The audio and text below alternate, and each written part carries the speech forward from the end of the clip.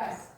The hundreds of Ukrainian children were brought to the camp at the beginning, and the Russian anthem was played for them. They told us, sing the anthem, if you don't know it, just open your mouth. No one did that, and some of the children even left. For this, these children were punished and accused of being ungrateful. The deputy director told us that you are nobody here. We feed you, we give you water, comfort, and you are ungrateful. Go back to your own country, to your fascists. But they won't let them out. So you can be called a fascist just because you want to stay Ukrainian. Excellent. Thank you so much. Before I close, I want to give the floor to the chair of the monitoring committee, Mr. Jensen, please. Yeah, thank you very much. I'll do it very shortly because we have an urgent situation in our committee as we have to appoint a rapporteur for Serbia tomorrow at our meeting.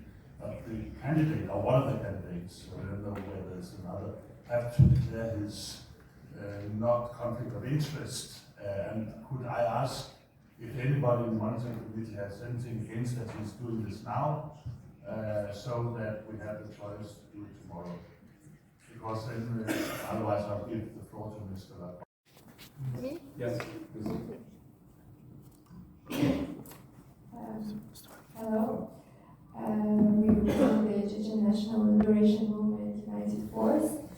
So I would like to say that today we see Russia's attack on Ukraine. But can you imagine the pressure on Chechen ethnic identity? During the war, Chechen architectural and historical values were destroyed.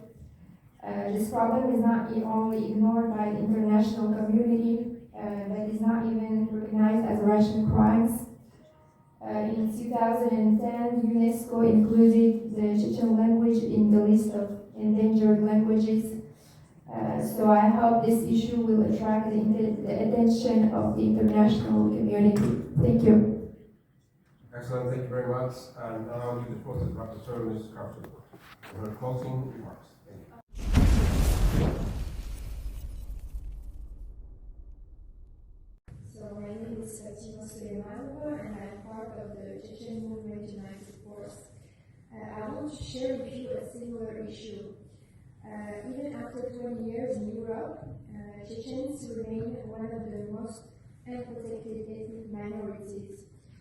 France, Germany, Austria, and other countries extradite Chechens to Russia, where they face torture and death. Russia is a member country, but Chechens fleeing Russian mobilization or being deported back to Russia by Croatia, Slovenia, where they will be sent to war in Ukraine. I ask delegates to pay attention to this issue. Thank you.